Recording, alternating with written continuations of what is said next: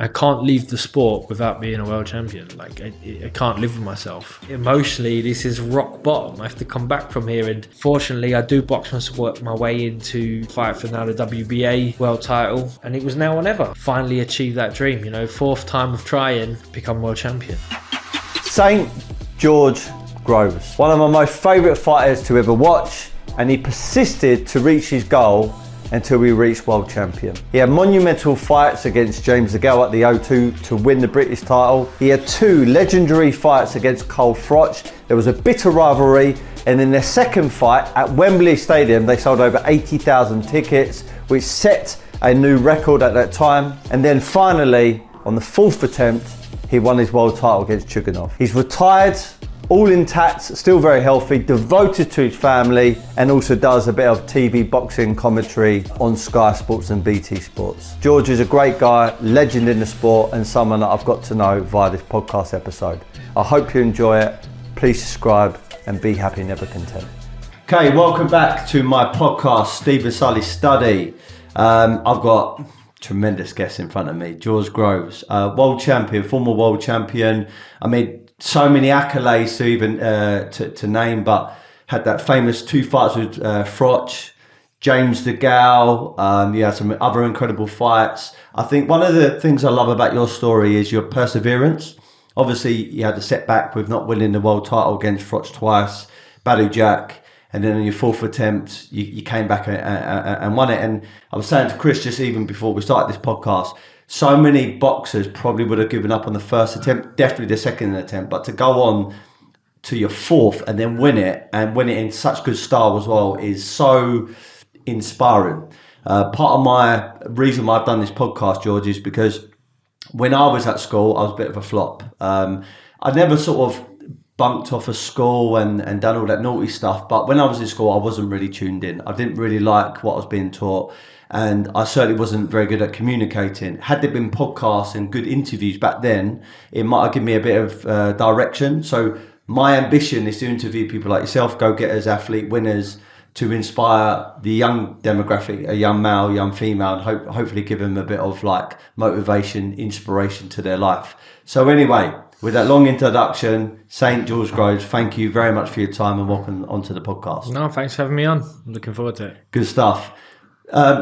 Question I'm going to ask you, because it's the first thing I typically do with my guests. I walk you around the studio here at Woodbury House, and I gave you a bit of a small insight to the godfather of street art, who is Richard Hambleton, okay? I know I'm not saying you're an art expert or anything like that, but the small insight that I gave you, what was your initial reaction to it? What do you think about the paintings and him being an affiliate to Banksy? What's your kind of take on it? No, it's a cool setup. I mean, I'm far from knowledgeable about art. You know, I've heard of Banksy and not many others. You know, not any modern artists, but the work is super cool. Like, I mean, it's interesting. You know, I love the story. You know, and if you want to invest in some stories, then art's the way to go. So I mean, even you just give me a crash course on Hamilton's background. And then the reasons that the art looked the way it does it's great. So yeah, it's a lovely spot. I mean, Soho, I used to train at the third space down the road, so I'm semi-familiar with the area. It changes all the time, but he's got there's always something. It's a cool and quirky part of the world. Yeah, and you fit right in. Yeah. Well, when we were choosing to get a studio, and in actual fact, we've been here for about 5-6 years now. We're probably going to move to like a bigger place at some point. But what I love about Soho is just what you said. It's cool, it's quirky, and it's the perfect blend between Mayfair high end, where you've got the high end restaurants, retail stores, etc. And then you've got Shoreditch not too far away, and I think it's a perfect blend. You've got like the rich, you've got not so rich, you've got all different backgrounds, very creative people. I think it's a very, very cool place. It's still a bit edgy of a night. I've seen some shady shit happen of an evening around here, but in truth, it's a wicked place to be. First base, actually, I've got what they call it golfer's elbow, but you get it from boxing, and it's so fucking painful. And that's who treats me, actually. So I go there every single week and get it sorted. It's a cool gym, isn't it? Yeah, it's a really cool gym. I haven't been there I haven't trained there for years, but pop in there every now and again. Yeah, great spot. not a bad place to train. Not a bad place to train. It's like it's high tech, but it's not quite full on nightclub vibe that sort of you see more and more of these gyms popping up. So you can get a bit of both. You can get an intense workout, but you can also get a bit of relaxation, sort of like a bit. It's a bit calmer in there. Yeah. A bit bigger for the mind. Yeah. So just getting straight into it. I mean, my podcast isn't really like to interview boxers per se, but it just so naturally happened that because I do a bit of boxing myself and I've already been around boxers and I sponsor boxers and I just love the sport, I naturally just gravitate towards them, and that's how I've just had so many different boxers on my podcast. Rather than talk about just about your career, which someone like a Trish Dixon is so much better than I am at doing that, because he's very articulate, he studies the game. I want to leave that kind of side to someone like Trish. I'm going to touch on it, but it's more about mindset, George, more about that perseverance. I know you definitely got that. I've seen so many of your fights. Like I mentioned to you just before we started, I actually met you a few years ago when you used to work with, train with Adam Booth at the old Haymaker gym. And like I said, it was poetry watching you just like spar. It really was. It was incredible. And it's so weird to say this, but when I was speaking to Anthony Agogo on the podcast, and I think the conversation come up like, who's my favourite boxer? Because I probably asked him the same sort of thing. And the two are, even though they're polar opposite people and polar opposite styles, Floyd Mayweather and George Groves.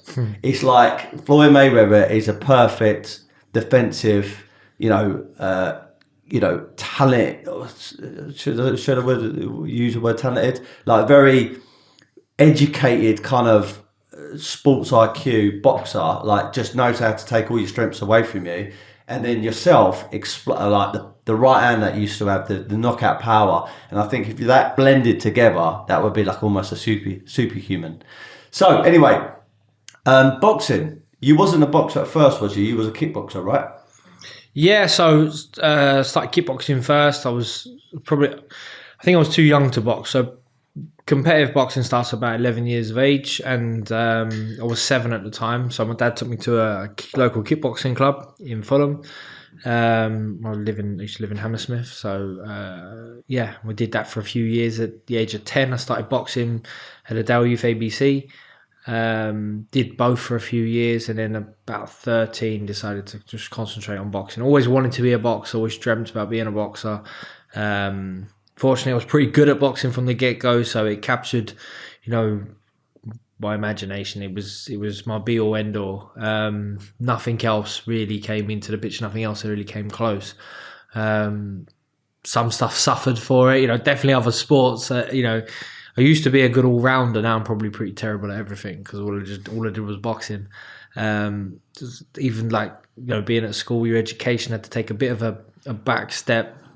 I remember missing some of my GCSE exams because I was away boxing in Texas or in Ireland, or it could be anywhere, but it didn't matter because boxing was the be-all, end-all. So, and every fight felt like, it was a life and death situation, even when you're like 12 years old. So, that's how I sort of started. Always been involved in combat sports. Yeah. So, did you know from a very young age then you thought to yourself, right, I'm pretty good at this. I've got a bit of a knack for it. I've got an inner kind of calling. This is the profession that I'm going to pursue. Or was there kind of other things on the cards and you was going to do maybe boxing, not part-time, but, a bit more casually? No, it was always boxing. I was always going to be a boxer. My family are not from boxing as such. My dad didn't box. My uncles didn't box. Not, I think there are relations somewhere down the line that box, but no one who actually went through the system turned professional. So, I had friends that I was training with who had like their dad or someone had boxed pro and, had experienced some of the heartache of boxing and knowing you needed something else to fall back on if it don't work out and stuff like that. But I never had that. I'm watching the guys on the TV like Naz, Nigel Benn, Eubank. That was it. It's like you can be a professional boxer and that can be your job and you can be rich and famous and that's what you dream of. That was all it was ever going to be for me.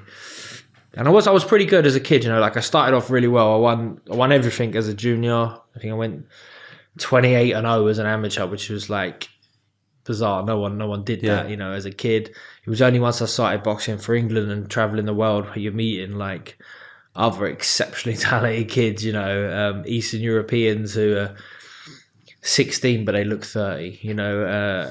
Someone else I boxed Nazim Richardson's son, Bear, in the Junior Olympics. He was training alongside Bernard Hopkins at the time. You know, great fight. I don't think he ever made it in the end. He probably lost a bit of discipline or something. But got to travel the world, got to meet some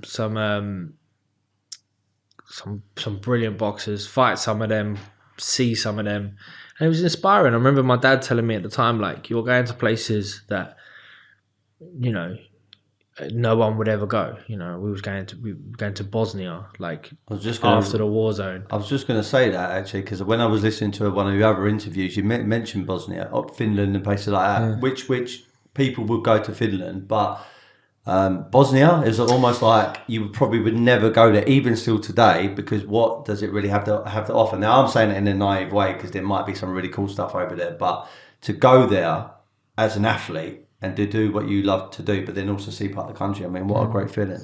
Yeah, and, you know, I don't think there was a lot of... I mean, there's no tourism there as such at the time. They've still got bullet holes in the wall. You know, we still had to have an escort going from place to place. You know, we wasn't allowed out. Bradley Skeet came on that trip. We ended up... I think we were staying in an orphanage. It was because they don't have hotels, you know, where we were at the time. So, you know, yeah, I've been to Bosnia. Not many people, unless they've been out there for work or for war, then not many people have been out there, but got to see loads, but I never really got to get too far east. That was the only thing. I never got to China or Australia or anywhere like that, but, you know, been to Azerbaijan, been to Macedonia, been to Croatia, Russia. I was in Russia in 2004, in Saratov, which was cool. You know, the same. There was no... You had to fly to Moscow. Then it was an army plane that took us from Moscow to this Saratov, because there was no domestic commercial flights. Yeah.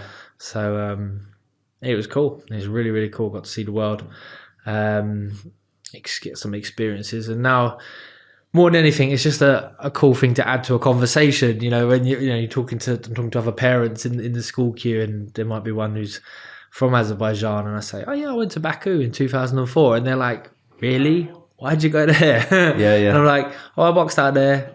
Cool place. It's probably changed a lot since I was there, like 18 years ago, but it's something to add to a conversation. I think like my definition of being rich or wealthy has changed over time. The natural thing is about money and the assets that you got, etc. But for me now, being 36, I've got 2 kids. One's 3 and one was born in September last year, so not even 1 yet. And now looking after them and thinking about what I want to provide for them in the future is about experiences. And really and truly, that's about traveling. And you know, I always sometimes think to myself, well, had I, you know, done something else with my life at the start, because I was a plumber, you know, I got out of school, I was going to become a Marine. My mum and dad convinced me after I signed up, said, do not do this, you're going to get killed. Get some kind of like skill underneath you, whether you're a sparky, carpenter, plumber, because you never go skint. That was their sort of the famous words to me, you never go skint. I remember doing it and thinking, I hate this. But I just stuck at it for 3 years just to please them. And then I threw in the towel after 3 years, and then I went and done something else, and then I found myself in sales.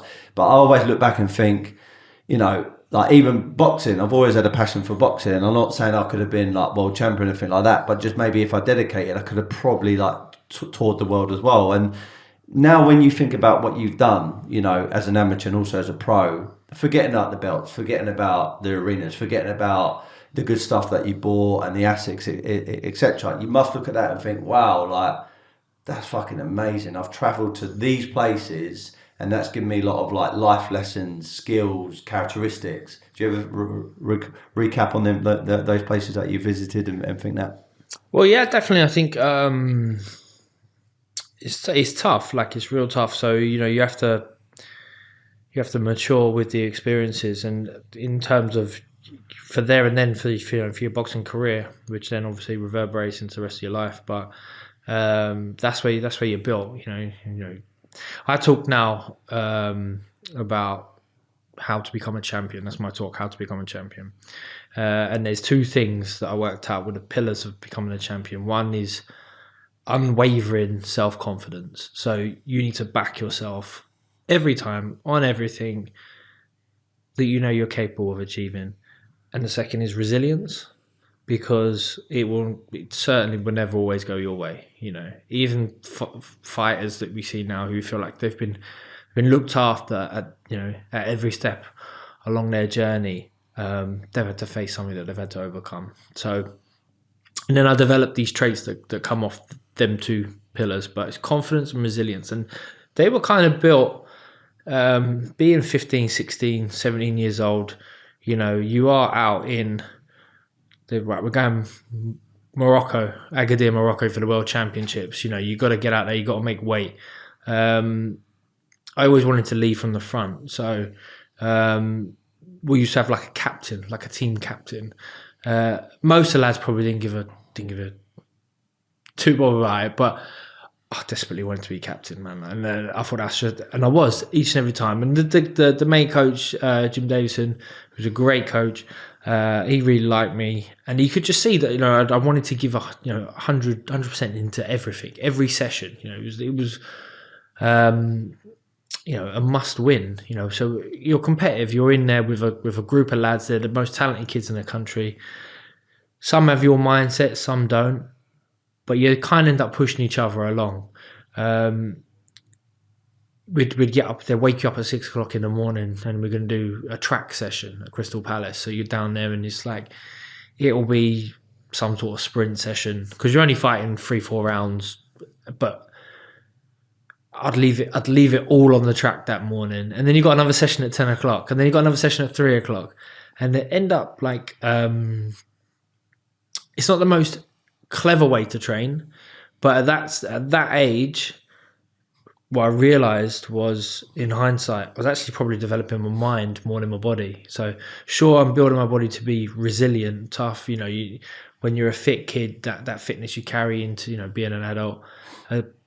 But, taking yourself to the world, like getting that grit, being able to bite down the gum shield from the get-go, it just makes it that much easier when you're older. Like when I was a seasoned pro, and I've got to be a little bit more careful, got to watch the body, I've got to be smarter. Then you've already got that banked. You've already got that mental resilience banked. And then when you come up against some real tough things that you have to get over, like some devastating defeats or some contractual issues, you're getting pushed out of place, you've lost your ranking, they're going to strip you of your belt, they're going to do this, they're going to do that. Or you're falling out with your team members, there can be so many different things that can go on in your pro career that you have to resort back to being confident and backing yourself in that situation and having the resilience to sustain the confidence, but also to get over any upsets or sort of. So, with my boxing fights, including this one coming up on March the 5th, I raise any of the ticket sales, the proceeds, and also on my Just Giving page, all the money goes to Bromley and Downham, ABC. It's a club that's very, very close to my heart. I believe that it's helped the community. When I was younger, 14, it was all guys down there. Now, when I go in there now, there's, I wouldn't say a 50-50 blend with females and males, but there's more females than ever before down there, which is great because it was always seen as just a male-orientated sport. And I guess it still kind of is, but more females are getting into it, which I think is healthy. And it's not for what some people may think, which is they're getting into it to be violent. It's not that. It's about the discipline. It's about the self-respect. It's about the routine that you put into your life that can serve you well later on when you're in business or for your family or whatever, just to make you a bit more disciplined. And I personally think that if schools had it a part of their normal PE session, like football is, like rugby is, like, I don't know, hockey or netball or something like that, I just honestly think that kids today will be a lot more confident. And look, I hate to say it because I hate to sound like I'm moaning about the system, but I feel like a lot of kids today are very, very soft. You know, they see something on social media, and this is a whole different conversation now, George, but they get offended by it very, very quickly, you know, and I feel that sports, but specifically boxing or some kind of combat sport, gives you that kind of resilience. Because I was listening to one of your interviews, and as an amateur, you were laying there in I don't know, it was a hotel room or something like that. Anthony Ogogo was on one bed, he was fine, but he had lost. You was on another bed, you had won, but you had your jaw broken. And you were kind of just sitting there chatting about your experiences. You know, obviously he was devastated, he'd lost, but he was fine. You were feeling great mentally because you won, but physically not because you broke your jaw. But I honestly, even though I'm not trying to say people need to go and break their jaw to build resilience, I think them knocks, them physical knocks, serve you well as an adult later on in your life, especially as a professional or going into business for yourself. Would you support that? Like having boxing as part of the school routine could actually serve the younger kids today? Yeah, I think boxing certainly can help a lot of people, boys and girls. Like you know, when I was a kid, it was the boys' club. I don't even think there was amateur boxing for girls, but now it's mixed, which is great, and we're seeing it's going to take a while, but now we're seeing lots of talented female boxers coming through the ranks. And there's some I get down to Dale Youth ABC when I can, mainly on Sunday mornings. You know, sometimes they'll be running the hills, and I'll try and jump in, and I'm near the back. I used to be near the front, now I'm near the back. But then I get the pads out and I try and show them a little bit on the pads as well. It's tough having it in schools because if you're going to teach boxing, then you want to teach it properly. You know, it's what boxing is. The reason it's so good and it takes that much discipline is because you don't show up Sunday morning. They don't put gloves on you and put you in the ring. You might be in the gym for months and months on end before you even get to throw a punch at someone else. You know, so you have to have that discipline, that resilience as such, to stick with it for past. You know, you have to get your fitness up. You'll have to get your weight down. So if you come in and you're a little bit heavy, then you don't want to be staying heavy, because the guy you're going to be sparring or the girl you're going to be sparring is going to be, you know, so much naturally bigger than you. So you get your weight down. And I think it'll be great to have some encouragement within schools. You know, if you've got boxing coaches that will come in and you know, just maybe take one lesson and then say, look, come and join the local club. You know, but I think boxing's on the rise anyway. You know, it's more in the public eye. More and more people are getting involved in it. More and more gyms are popping up. You know, here, there, and everywhere. And it is a great sport. I mean, I'm biased towards it, of course, but it's the noble art. You know, obviously, once you get past that notion of you're throwing a punch, you know, you're trying to punch someone else in the face or getting punched in the face. I mean, that is totally alien to people, and it won't be to you because you're sitting here. You got two black eyes. You must have got hit on the end of the nose recently. It's not alien to me. People have been throwing punches me my whole life, but you know, for a lot of people, that is just bizarre. Yeah. You know, they might have had 2 or 3 fights in their entire life, and then obviously they're over in a flash. So, but there's something in boxing that it does have an addiction to it. You know, there's some people that join from all walks of life. You know, my gym is in an affluent area of West London. Like, it's on the border of Ladbroke Grove, which is, you know, all sorts, bit riffraff, and then you've got Notting Hill, which is the other end, and then you get all sorts in there, you know, men and women who you know, and they all love it. They all love it because maybe part of it is part of our instinct, part of our DNA, but it's a way of channeling your focus. You know, I talk about boxing at the you know, boxing in general, especially when you're starting out, and then boxing when you get to the top end. You know, it's physical, it's mental, but it's also emotional. You know, and there's not many other sports quite like it. You know, you obviously be good at any sport, you got to be physical. You know, to be high end at any sport, you got to have mental strength as well. But to have that emotional element, you know, it's only really football where the fans are so passionate that emotion kind of creeps in. But other than that, unless you're competing for your country and there's national pride and it's the Olympics or it's, the Six Nations or something like that, boxing has that emotional element of, someone's trying to hurt you, you're trying to hurt them. And it's only punching. It's not that you got mixed martial arts and you got all these other combat sports that are coming out now, but there's lots of variables. Whereas boxing, it's just you've only really got to worry about the guy's hands and concentrate on yours. So you can actually really perfect something much more than a discipline that requires multiple skill sets. Yeah. So I'm biased towards boxing. I'm always will be, and I think that's why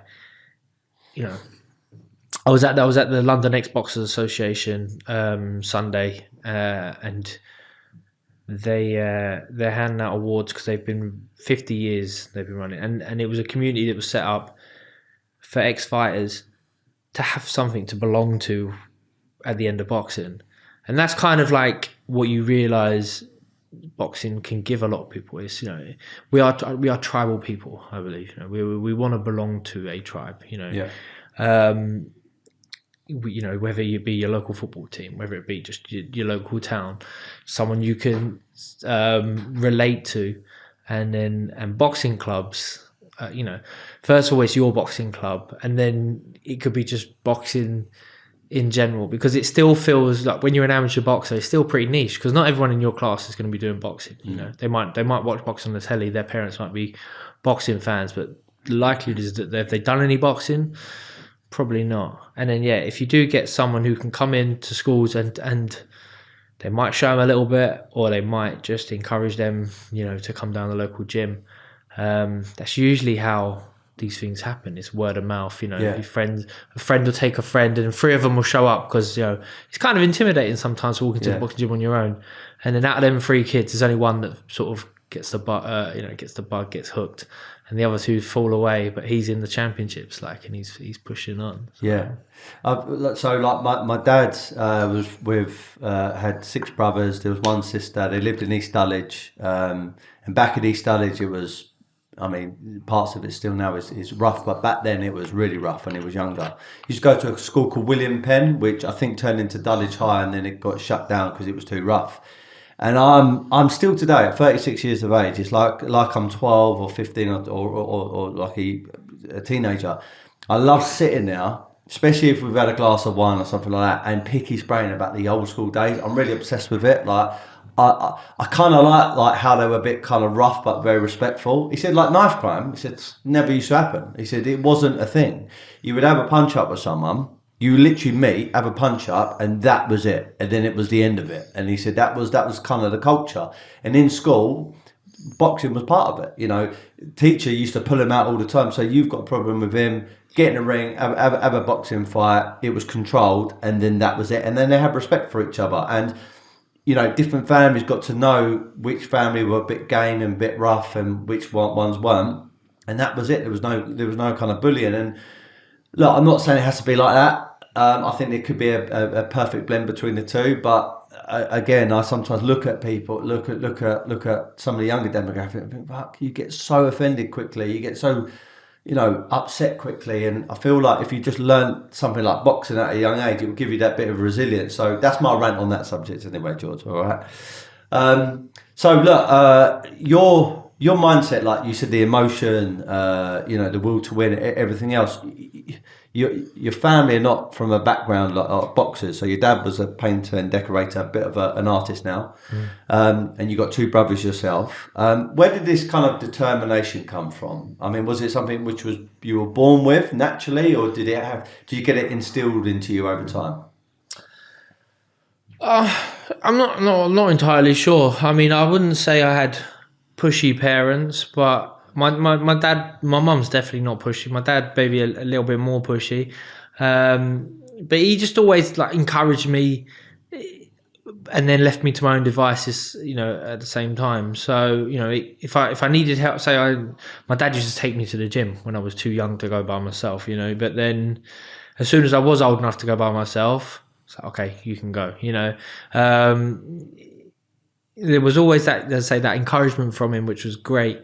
But he also left me to my own devices. And I know I felt, you only years later you find out sometimes he might have been thinking, oh, things this ain't right, especially in my pro career. Like you're not, you need to make some changes, or I'm not happy about this. And but he sat on it because he knew that. I was pretty determined. I'm that sort of guy. I'm happy to lead from the front. I make my own decisions. It takes a lot for me to sort of sit back and go, okay, well, I'll delegate. You tell me how to do it, and then and even then, I'll be like, okay, right, well, I've got an eye on you. You know what I mean? And if it ain't right, then it's got to go. And I learned that from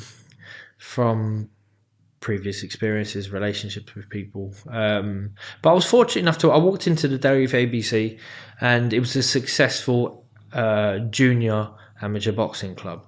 They had national champions every year. So, and from the get-go, that was like, yeah, sure, one day I'll be, a professional world champion, but there's no point going that far if I don't win the under 12 schoolboy championship, this year in my weight division, because I want my name up on the wall like all the other kids have done for the last 15, 20 years out of the gym. So it was a winning environment. You went into a gym full of winners. It was rough and ready to a certain degree. It was a tough place to be. Like, Mick and Peter were the coaches there, and there'll be 15, maybe 20 lads standing outside the ring waiting to jump in and do pads. And then when the bell went, if you just stood there, like you just never got any work. So when the bell went, you'd have to dive in the ring. You had to push in. You had to be survival of the fittest, literally. And they treated you like adults, which was kind of cool.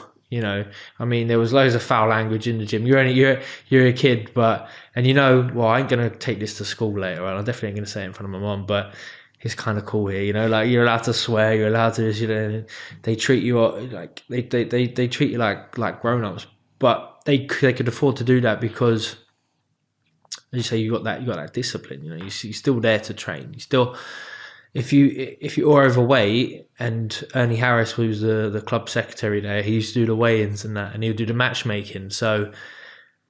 And he knows what kids have been lying about their diet and not. If he weighs you on Thursday and you're 57 kilo, and then he weighs you Sunday morning and you're 59, he knows you've had a pizza and a burger over the weekend. So he's there to grill you. So you had to have that. You had to have that discipline, and as well, you was responsible. You was held accountable. There was no. The dog ate my homework, or I forgot my PE kit today. It's like, all right, you ain't got it, go home. So you're responsible for yourself. Make sure you got your gloves, got your boots, get there on time, and get home. Get home all right and stuff like that. So it makes a man out of you. It makes you mature a little bit early, but gives you some real great skills, life skills for the future. Absolutely. You touched on something at the start of the conversation, which I'm going to leapfrog, like past your amateur career, even past your pro career, and just talk about the end result. I've asked loads of athletes, footballers, boxers, and rugby players, and a few others, like what's your main drive, like to become the best version of yourself as far as a boxer and athlete's concerned? Now, if I were to ask someone like Floyd Mayweather, I would imagine he would say something along the lines of to make loads of money, because he's Money Mayweather. That is his persona. That is his drive. Then I speak to some other athletes and they don't even talk about the money. They talk about becoming world champion, becoming a household name, legacy, it's a word that is thrown around quite a lot. And then you've got someone who's a bit split between the two. And some athletes don't like to talk about the money side of things because they see it as secondary, which I fully respect. But at the same time, it's your career. It's the way you make money. It's the way your family are going to benefit because you've made all this money from your career. So your relationship with money, George, was it ever a driving factor? Did you ever want to earn a certain amount of money? Then you were going to hang up the gloves. If I can ask as well, what is the biggest amount of money you've ever earned from one particular fight? Money is important. Definitely important. It's a measure of success. Definitely. So. And in boxing, more so than anything else, it's a little bit hard to measure success sometimes, because there's no fixture list, there's no Premier League that everyone goes in and someone can win, from time to time.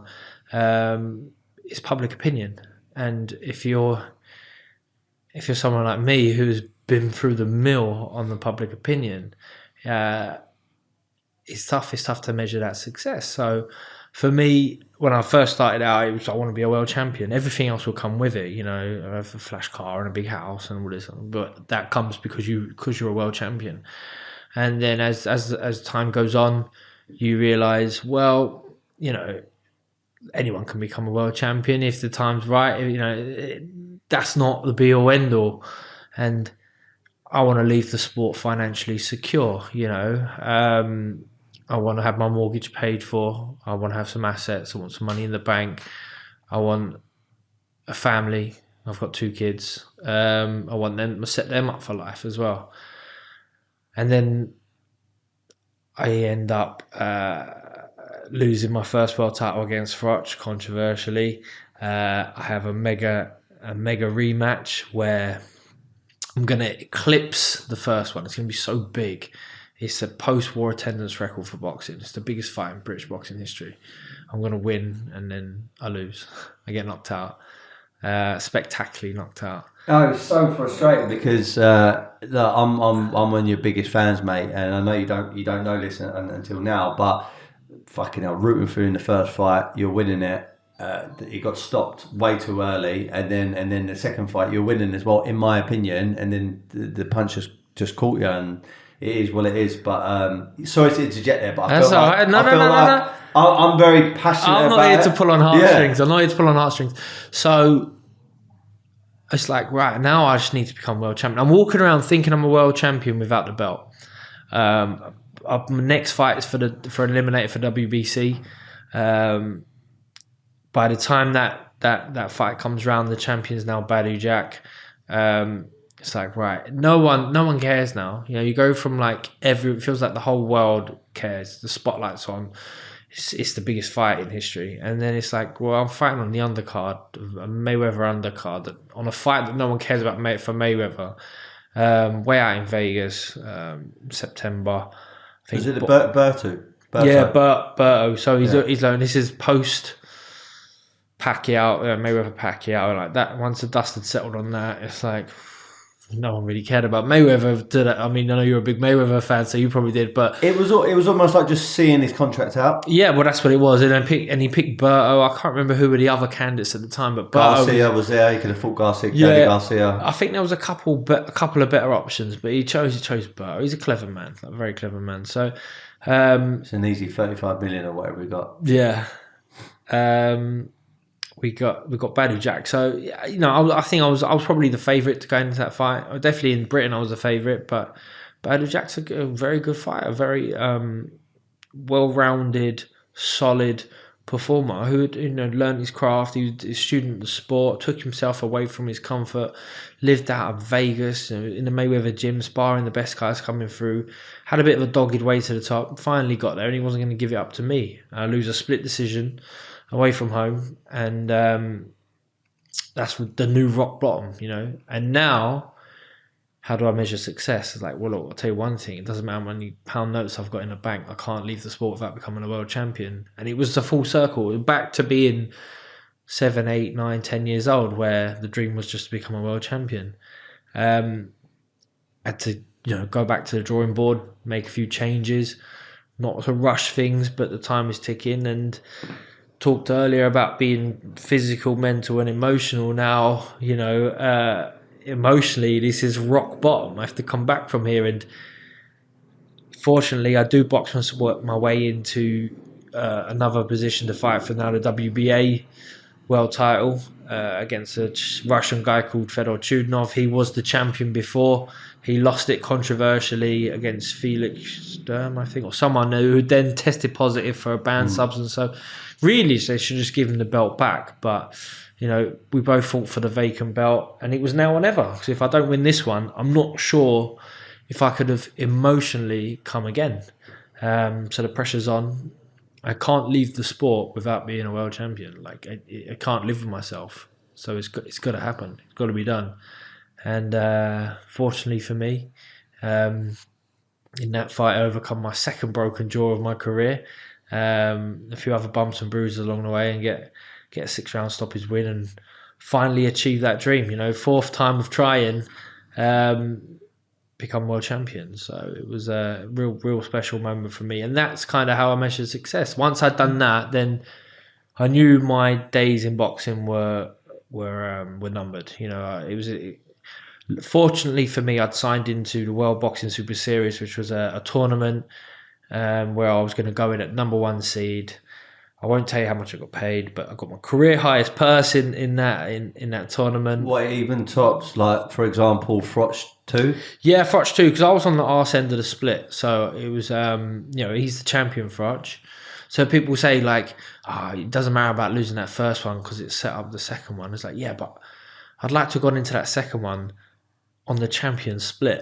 Yeah, it would have made a huge difference. But each their own. I wouldn't change a thing about my career. I wouldn't roll the dice on anything, because ultimately I am more than content with where I am right now, what I came out with it. And you know, maybe if I'd beaten Froch, in the first fight or at Wembley, something could have changed. And even if I finished with more belts or finished with more money, I wouldn't roll the dice on any alternatives to where I am now, because I'm in a happy, content place, you know, with myself, which for huge parts of my career I wasn't sure that was going to be. You know, I had a countdown on when I can walk away from boxing for a long time. You know, and then times when I was really enjoying it and times when I wasn't. But yeah, in the end, it was the tournament. It was 3 fights in 12 months. I was going to be able to get some great money, pay off the mortgage, put some money aside, all the things where I would measure success financially, as well as hope to win it, pick up a few more belts along the way. I managed to get to the final. I lost in the final, but win, lose or draw, that was going to be my last fight. Really? You know, and I think because of that, I probably took that fight when I wasn't really ready for it. You know, I dislocated my shoulder in the February, and then we ended up boxing in September, and we argued for that fight for 3 months. And any fighter will honestly tell you that unless like the contracts are signed, your head's in the game, and you know that there's a fight date set, it's really difficult to train and be motivated for something, let alone trying to rehab a dislocated shoulder. So I put myself through the mill. I saw some of the best guys in London. I mean, my physio, Kevin, who's at the third space, one of the best guys in the country. He's looked after me my whole career. I then started working alongside him with a chap called Ben Carraway, who I still work with now. He's phenomenal. I don't want to call him a chiropractor because he's a lot more than that, but he's a fascial, skeletal muscle specialist. Do you know what I mean? He can, like Kevin, he's got like X-ray vision. He can see through your skin, see what's going wrong. And then I worked alongside him, and I probably got in touch with him a couple of, maybe 8 weeks short of what I needed for the last fight with Smith.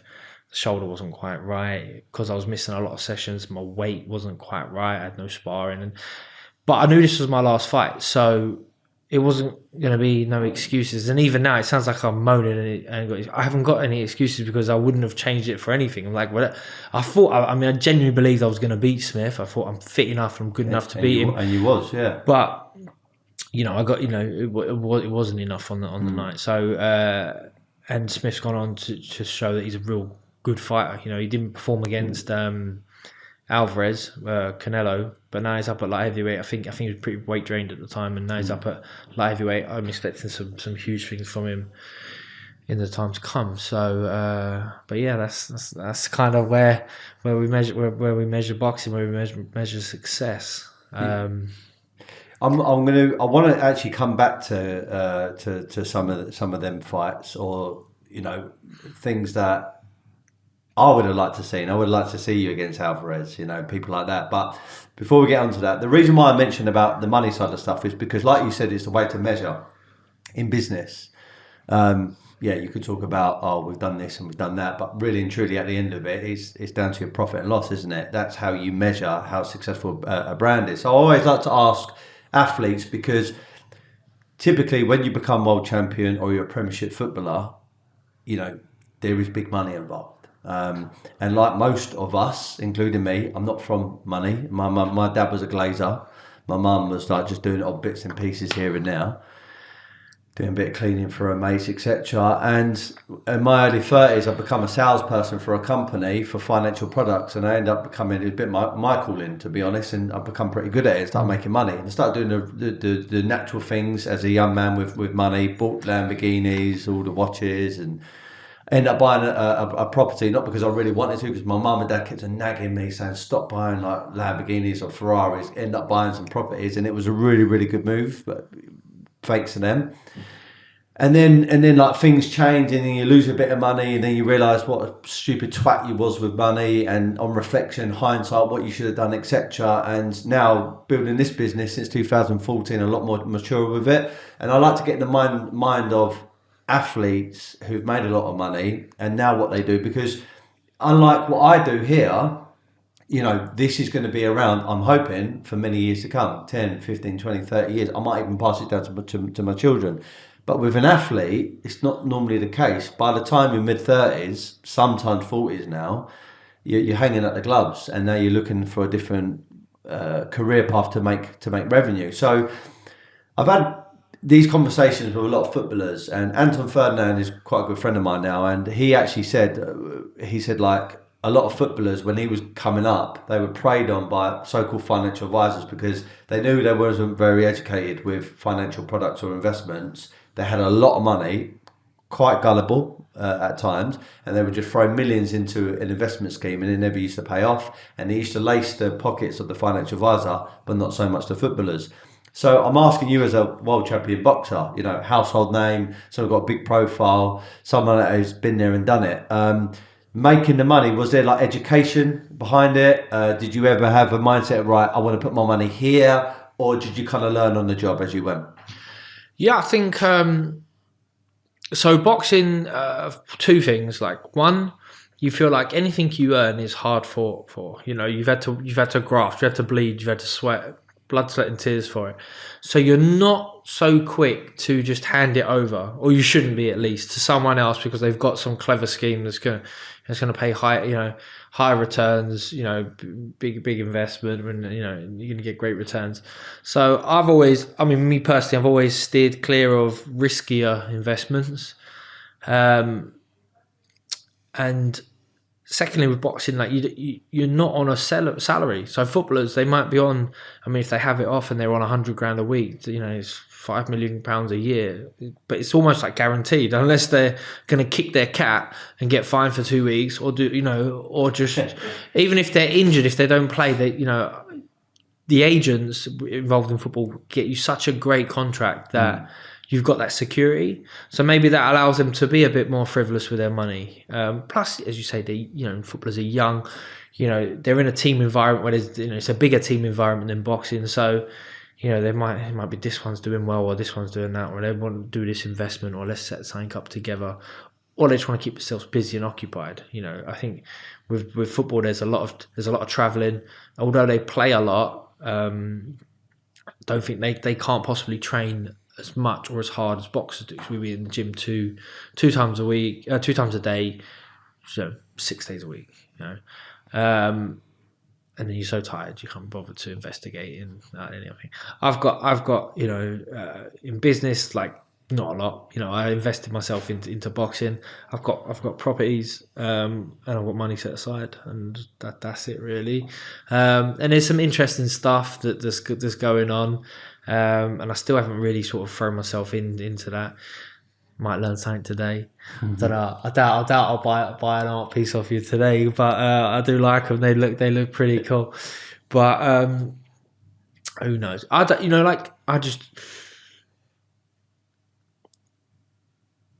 not sure. I just don't know. I mean, I remember being like 10, must have been maybe longer than 10 years ago. 10 years ago, I used to watch alternative news sometimes, and there used to be this Max Kaiser who used to be on Russia Today, and he used to talk about this thing called Bitcoin, and I was like, and he explained it pretty well, that there's I can't remember exactly what he said. I was like, yeah, I'm going to try, but I couldn't buy a Bitcoin. I didn't know how to do it. And if I did buy a few Bitcoins, maybe it's worth a lot of money now. But again, it's like my boxing career. I wouldn't change anything really, because you never know if it's going to pay off or not. So I mean, if you're working in the art world, and sometimes it's going to be good, sometimes not. Sometimes things have a value that don't quite make sense. They say stick it in bricks and mortar, and that's a safe bet. There's always going to be people. They're always going to need somewhere to live. But I live in West London. The price of houses in West London is like, are they always going to be that expensive? Are people always going to be willing to pay that much money? So even then, like since Brexit's hit, and maybe even a year or so before then, there's been a few financial crashes, COVID. The housing market stalled, especially sort of in London. It's just starting to pick up. So you don't really want to stretch yourself. My advice, especially for a boxer, is hard-earned money. If you're fortunate enough to come out with a few quid, don't chuck all of it at something. Make sure you got plenty left aside for a rainy day, and live a modest life. It's hard not to rush out and buy a Lamborghini, or to rush out and buy. I know I've got a nice car. That's my pride and joy, but I'm not ready to trade it in every year and get something else. Or I can only fit two cars comfortably on my drive. We've got to do like a little manoeuvring to get them out. If we try and get a third one in there, then it's not really worth it for me right now. So yeah. No pearls of wisdom from me right now. Okay. Maybe someone comes to me with something that's worth sharing, and then I will. Oh, all right. I always like to ask that question because I think I'm 36. I think doing my research, you're 33, 34? 33, yeah. 33. You're fucking such a young man still, and you've achieved so much, and obviously you have made all that money. And I always think to myself, what do they do with that money afterwards? And I know you're not out there blowing it on like in a casino or going out there and buying tables at ridiculous clubs and stuff. I know you've always been quite like a humble, conservative kind of guy. That's how you appear anyway. And I kind of got this sensation that you wouldn't be blowing the money. So I'm always curious what boxers, world champions do with their money later on. On that note, I'm going to ask just one out there question. So when you did come into your first windfall of money, you fought really hard for it. And I don't know whether that was the first Froch fight or the one you just referenced. There must have been a time, because I do believe having a balance but more towards assets is important, because you get reoccurring income from your properties. But then occasionally treat yourself, because that's why you go to work, that's why you fight, that's why you had your jaw broken, to treat yourself and look at your wrist or look at your car and look at your house and think, you know what, I won that, I fought for that. What's when you got your first windfall, what is the best kind of thing that you bought yourself, where you thought, you know what, this is my Medal of Honor? Well, I mean, so I bought the house I'm in now. I bought that after in between the two Froch fights, but that still had a big mortgage on it. The best thing I can say is I won my first fight in the World Boxing Series. I've paid my mortgage off. The rest of the mortgage, so that mortgage has been there for 3-4 years. And then I beat Eubank, and I bought myself a Rolls Royce for Dawn? The Wraith. So it's the two-door. Yeah, I love it. I still got it. That was my 30th birthday present. So I was after a particular one. I don't buy brand new cars. Like I'm not that guy. But this one was a couple of months old. It had like 100 miles on the clock. It was the exact spec and colour and interior that I wanted. And I was keeping an eye on it. I was keeping an eye on looking out for this car the whole Eubank camp. It was something to keep busy with. And then I decided I'm getting one for my 30th. And then my birthday's at the end of March. And then it cropped up on the Friday, and I called him and I said, look, if you can get it to me by Monday, I'll have it. And yeah, he said, yeah, you'll be there Monday, and they delivered it on my birthday. So happy birthday to me. Yeah, amazing. That was a cool day. That was a nice day for me. So I think now that's got to be my biggest splurge as such. But yeah, you know, it's you know, I don't live.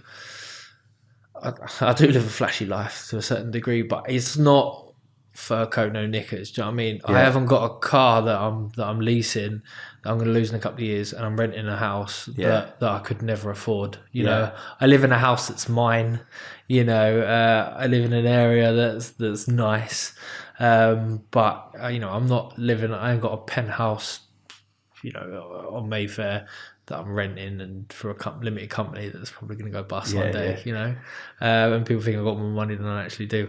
I'm not that guy. I'm not the Tinder swindler. I'm not a fucking I don't show off for the gram and live that fake life. So I wanted to ask you that question because I'm very much into my cars, obviously into my boxing, and from a guy that is not from money and not from a boxing background, the family, then to be becoming world champion, making this money, and then driving a Rolls Royce. I mean, it's a pretty fucking big deal. I mean, many kids who hopefully are listening to this podcast, predominantly probably young men, are going to go, wow, what's it like to drive a Rolls Royce? Bearing in mind you're not from that background. How would you kind of summarise that, like driving a Rolls Royce, knowing that you're not from that typical background where people like us drive them sort of cars, but you fought your way to get there, and it's well deserved.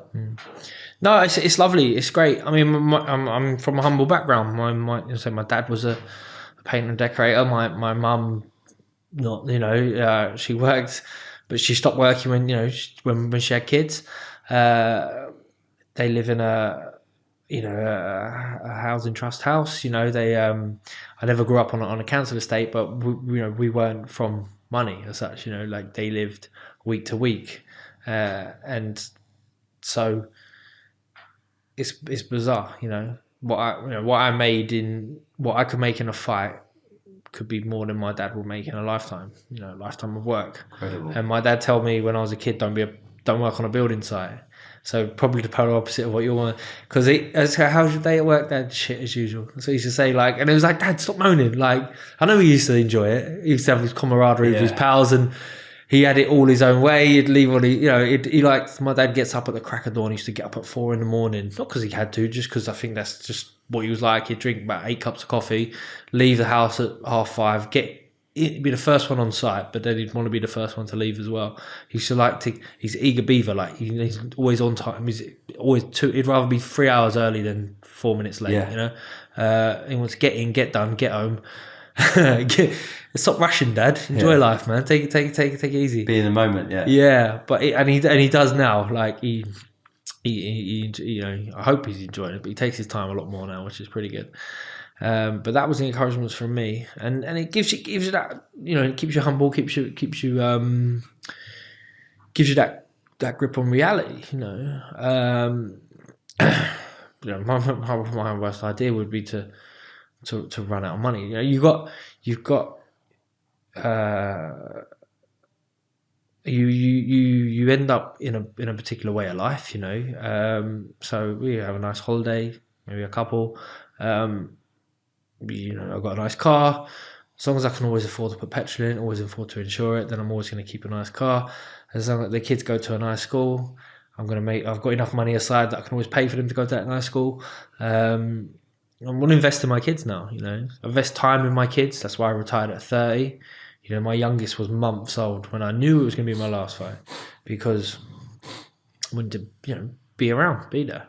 And I am, and it's great. You know, it's rewarding. This is where I find value. You know, this is where my life is enriched, because I can do anything on my terms. You know, so I know you had to nag me a little bit to nail me down for a date here, just because I don't have a set routine no more. You know, things chop and change week to week. You know, I try and get in the gym and train myself. I never do any boxing training now, but I'll try and keep in the gym just because it's good to be healthy, eat well and live well. I'll try and get down the boxing gym, to the amateur boxing gym, to hold pads for the lads, because I don't like to say give a bit back because that sounds a bit patronising, but it's just to help my old coach Mickey. He's in his 70s now. He's still in the gym every week, bobbing and weaving, taking the kids on pads, imparting his wisdom. And then I want to give back to the club by helping out like that. So it's good for me. I don't have any hang-ups. Like it's not like I wake up in the morning and people go, "Oh, are you bored? Like, are you?"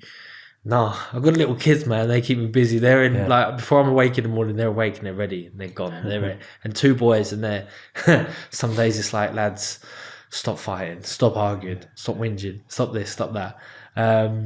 So they keep me busy. They're great fun. I do the school run every morning, and then I'm out. Love the media side of things. That's how I dabble in. That's how I get my boxing fix. If I get a call up from Sky or Channel 5 or something like that, BBC, like, I can get to do the podcast with them guys or get to the fights and cover. That gives me my boxing fix. Dip my toe into boxing, give my 2 cents, give an opinion. It's an opinion sport. Everyone's got one, like an arsehole. That's what they say. So opinion and arsehole. Yeah. And that's what I enjoy doing, really. So it's good. I can't complain. I'm not really. I thought I'd be ready to throw myself into something straight away, but I'm not. I remember speaking to Darren Barker, who's a couple of years older than me and retired a couple of years before me, and I'm like, "How you getting on?" He's like, "It's great." Like, he's got young kids as well, I think, but he's not. He's not hung up. He's not bored. He's not depressed. He's got no itch to get back in the gym. Lots of fighters do, and I feel like they're the fighters who maybe didn't quite get to achieve what they set out to achieve, whether injury pushed them out or opportunities or politics or what. But fortunately for me, I got everything I wanted out of boxing, and I know I'm a lady of leisure. Do you believe, this word or term that people use quite a lot now, manifestation, law of attraction, that kind of stuff? I'll tell you why I say that. It's not going to be so funny or weird to you, but it is for me, and I'll explain why.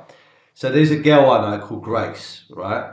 And my former business partner used to go out with a friend called Zeph, and we all used to hang about with each other for a long, long time. Anyway, don't really see her so much anymore, but I still follow her on Instagram. She goes out with someone, and I'll mention who it is in a second. And I've been on her case to get him to do a podcast with me. And they, like a lot of them, they all agree, and it takes a little while, and I've got to be professional, persistent, and blah, blah, blah. Anyway, I've gone to last night to Steve Bartlett. I don't know if you know Steve Bartlett. He founded and sold a business called Social Train. I think it floated on the stock market 300 million. He was only in his mid-20s when it happened. He came out the other side like 30, 40 million up at a young age. He has also a podcast, and he done a live talk last night, which was insane. Really, really good. Very motivating. Good about the mindset and business, etc.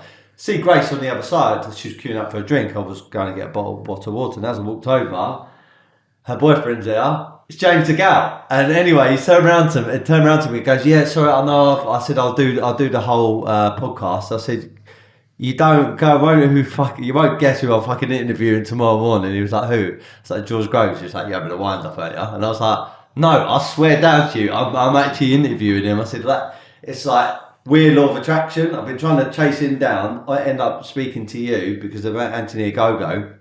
And I was actually speaking to him last night, and he's fucking really, really nice guy. But I was going to say, both of you... Hope he still comes in now that I've been in this week. Yeah. He go, "I'm not coming in now." But I was asking him the same sort of thing about like life after boxing, just as we was queuing up to get water. And he actually said slightly different to you, but he said for 2 years he was trying to almost find himself, and I find this with a lot of athletes who have hit very high heights, a lot of footballers actually I've interviewed, sadly a lot of them end up on drink, drugs, mental health problems. There's a guy who was on my podcast called David Cotterill. He used to play for Wales, who else used to play for Brighton, people like that. It was in the Premier League. I think at his height, 120 grand a week he was on, started turning to booze, lost a bit of passion for the sport, and then, you know, fell into major depression. And now he's a big advocate of like mental health awareness, etc. And even though James didn't say to me last night that he went down, but there were signs of it, you know, because when you leave a sport that you're so passionate about, you suddenly, I don't know, like you kind of lose your purpose sometimes in life. But it seems to me that you haven't. You're enjoying the moment, and I think that is quite a blessing to be in that kind of mind, that headspace, in that position, George. So yeah, I just wanted to raise. Well, that. yeah, it's your identity more than anything else, isn't it? If you lose if you're the boxer and now you're not anymore, well, what are you? You know, if you lost your identity. James, like me, he started boxing at a real young age.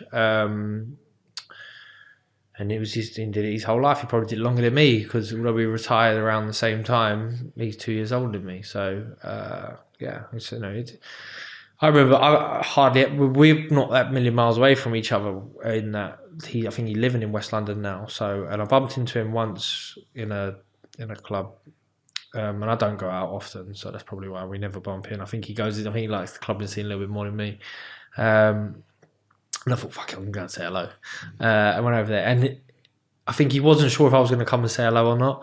But he said to me one thing I took away from him. He goes, "I'm happy, I'm content." I'm like, and I think he felt like he had to explain that to me. And I wondered later on, does he have to explain that to a lot of people that, you know, I'm okay? And this was a good while ago. So this might have been within them 2 years of you saying him after retiring. And maybe it took a little bit of convincing for him that he had to say it out loud. You know, I'm happy, I'm fine, I'm good. I got what I got out of boxing. It was good enough, and rightly so. You know, he done really well. And we're part of that niche, that small percentage, you know, of professional boxers who, you know, I reckon I haven't done the statistics, but I reckon if you'd be lucky, out of 2 out of 10 can earn enough money from boxing to be a full-time professional boxer, you know, because the small hall fighters, small hall shows, they've still got a secondary job, you know, maybe a first job, and they have to train, have to get up and train and run before work, and then punch in the evening, spar at the weekends, you know, that's their life. And then out of that 20% of boxers who have got enough money, maybe 10% of them finish boxing with enough money to never have to worry about money again. You know, they have enough money set aside that, you know, they had it off, they had a couple of big fights, and they don't have to worry about the weekly, day-to-day and that. And James will be in that category. You know, he was world champion. He had good money at the start, being an Olympic champion, and he definitely got in right place, right time. And there was a big cash injection from America, and that's why he's not quite as well known here in the UK, because a lot of his big fights were in the States. The boxing hardcores will know him, and likewise, but he's not on telly much now. He doesn't do a lot of the stuff that I try and get involved in the TV stuff and that. But this is probably me rattling on to just give James. I doubt he listened to it, but if he does, I'm gonna send it. A pat on the back. Well done, man. Like, do you know what I mean? And the mutual respect. You know, like obviously, I've done a tour now with Frotch, and there's mutual respect there, and we even get on. And then we watched Khan and Brooke at the weekend, show a bit of mutual respect after their rivalry. None of them are as intense rivalry as me and James. Like, none of them grew up together, like in the same gym, sparring, and then had you can have the public face, you know, put pressure on you. But we're talking about people that we know, you know. So I'm cool. I'm happy and content. You know. Yeah. We you know, yeah. So well done, James. Hope he's doing all right. Hope he's when I saw him, he looked skinny as well. Maybe he's still in the gym, still training, still on the diet. Yeah, he actually looked in good nick. He was quite slim. He said he's doing a bit of PT just to keep his mind active. But yeah, I mean, he seems like he's travelling a lot. Grace, I know his girlfriend pretty well. They like to travel, which is a great thing. I don't think he's got any kids, so maybe that's the reason why he's travelling before as the kids, because it's bloody hard taking kids away. It's not even a holiday. I was going to ask you, genuine hatred, rivalry at that time? Obviously not now, because things, it's in the past. But with James DeGale, how genuine was that rivalry and maybe kind of hatred at that point? And at the two rivalries between James DeGale and Carl Froch, which one was the more intense? When you're like in preparations to fighting someone, then that's when it feels like it's at its most intense. And obviously, I had a prolonged period of the Froch fights where it was a build up for the first fight, then the second fight. I had no team, which I'd fell out with Adam Booth. I had to, before the first fight with Froch, 10 weeks out. So, and Adam at the time was my manager, my trainer, had been my promoter. It'd been a sort of like, I'd been cocooned and kept away, and now I had to stand on my own 2 feet. So that was tough. It was like me versus the world, and I was up against Froch, who was the poster boy of British boxing at the time. Eddie Hearn, who was the emerging promoter. Sky, who were the only real main broadcaster. None of them I felt like were on my side. So that was pretty intense. But honestly, it's James. Like it's got to be James. Like we're not each other's cup of tea, definitely. Like I doubt we'd ever really be good mates. But yeah, once your rivals as such, and it goes back. It's got a history. Then you're like, that's the reason the rematch never happened. Because we just probably couldn't concede enough for each other. You needed a promoter to come in and, sealed envelopes going, this is how much you're going to get paid. This is how much you're going to get paid. And I'm like, okay, but who's ring walking first? Like, yeah, okay, but, what's it going to be? Is it going to be Groves DeGale or DeGale Groves? Like, because I'm not fighting him if it's DeGale Groves. He works for me, and he would have exactly the same mindset. And there was periods in our careers where he was a bit in front, and then I was a bit in front, and he was doing this. But at the time, he would probably say that I was never in front of him. And likewise, there was times where I say he's never in front of me. And then it got to the end where I can say, well, Boxman Damage should beat him. Boxman was a pro, beat him. And then our only really mutual opponent was Eubank, and I beat him. And then a year later, he beats DeGale. So I can sit there and say, well, I was better than you, James. Sorry about that. And he will never sit and I'll never sit nice with him. I mean, if he wants to admit it, then if he wants to fight, that might be the only way to actually put it to bed. Well, on that, if he called you out and there was a right money on the table, would you and him have a second? Would you fight James DeGale again? Yeah, I don't know. Like, I genuinely don't know. But like the first, there'd be a big pulse that would go through him, and it would be like, yes, do it. Like, and then obviously it's like, I don't know how to talk. Like, I'll explain to the missus, and she might go. Her first might is like, yeah, go on, do it, fight James. But then it's like when getting back in the gym and doing the work might not be quite as fun. As I say, like I do the school run in the morning. My missus put up a video the other day, and it's like my youngest is tiny, and he's asleep in the sort of the carry cot thing, and then it pans around, and my older boy is asleep in the buggy, and then I'm asleep on the sofa, and then the dog's asleep on the side, and it's like, yeah, kids knocked me sideways, man. Before that last fight, I didn't know what was happening. And the same. And I don't think the desire to hurt someone, the desire to fight, creeps away from you as you get older, especially when you leave the sport. And I haven't got that itch that a lot of fight. I mean, even Froch, I can see like he'd be calling the fights, and he's thinking, well, there was talk about him trying to get back in. If you ask Carl now, what he goes, I'm already in discussions with Roy Jones. I'm in discussions with Calzaghe. I'm in discussions, and it's like, oh yeah, or you just, if you say you're in discussions, you're hoping that someone then picks up the phone and starts a discussion, because I doubt Calzaghe's interested in fighting, maybe, but we ain't heard nothing from him really since he's retired. He's a very private man, he keeps himself to himself. Calzaghe he almost comes across a bit shy sometimes when you meet him. Like he's a bit of a reserved. Yeah, real reserved. Yeah, maybe just because he was from that slightly different era that we were, slightly a little bit before. Where now as a fighter, you're encouraged to speak. You're there to sell a show. You're there to sell yourself. And the ones that are very good at it are the ones that accelerate to the top. That's why you got Chris Eubank Jr., who's boxed as high super middleweight, a fully fledged middleweight. He's there calling out welterweights week in, week out. I was like, bro, I thought you wanted to be a world champion. Why don't you call out some middleweight world champions?